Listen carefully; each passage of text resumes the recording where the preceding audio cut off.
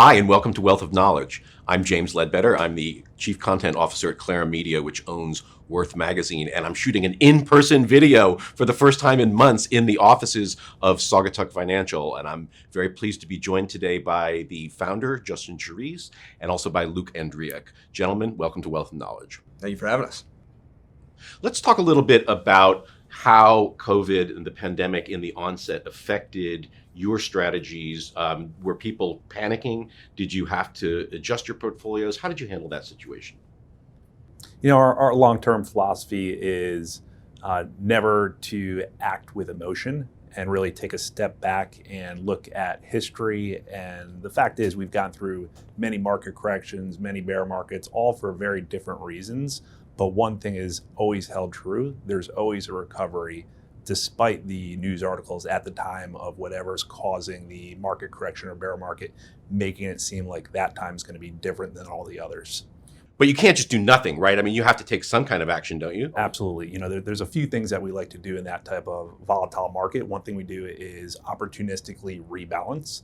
So we'll actually go in the opposite direction as a lot of emotional investors may go. We'll use the bear market as an opportunity to make lemonade out of lemons, and we'll sell out of some of their fixed income holdings, which tend to be fairly stable, and buy into equities at lower valuations. And then we benefit even more so when the market bounces back than had we done nothing at all.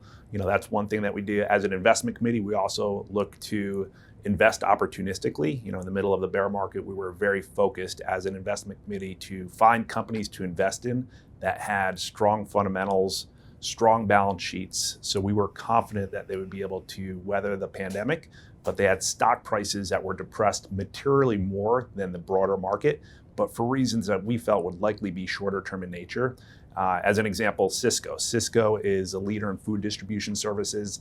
They have 16% market share in a highly fragmented industry.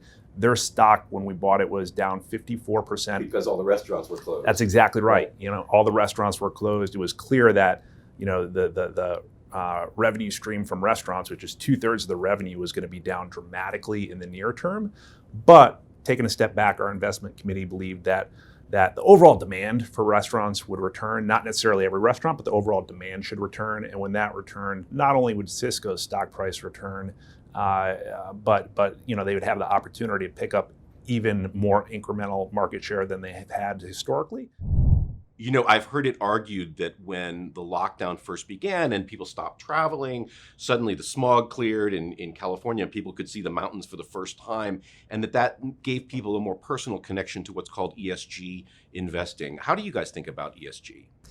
Yeah, there's of course always the lingering question, which is my investment portfolio aligned with my morals and my ethics? And it's something we've spent a lot of time on. The way that we think about ESG investing, and me personally, is I've got the 3P rule, which is profitability, price, and progress. Profitability, of course, being you want to be investing in a business that's making money in the long run. You don't want to be investing in something simply because it aligns with your beliefs. You would like for it to generate a return for you.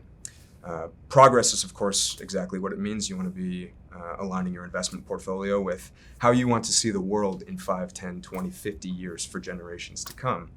And price is valuations. Okay, if everything aligns on the other two, you want to make sure you're not buying it at super steep prices, right? You want to make sure that you're getting a relatively good deal. The way that I think about getting ESG in the portfolio is through, and we've had many discussions about this in our investment committee, is renewable energy.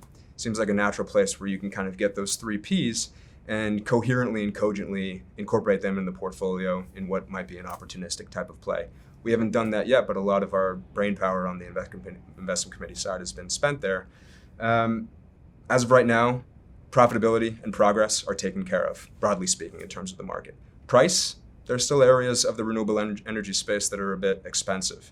And when you marry that with the fact that it's naturally a relatively volatile sector, one, as an investor, needs to be relatively cautious, at least in terms of entry prices. And so when we think about renewable energy, ESG kind of more broadly, we want to take a diversified approach, and we want to have relatively low concentration risk.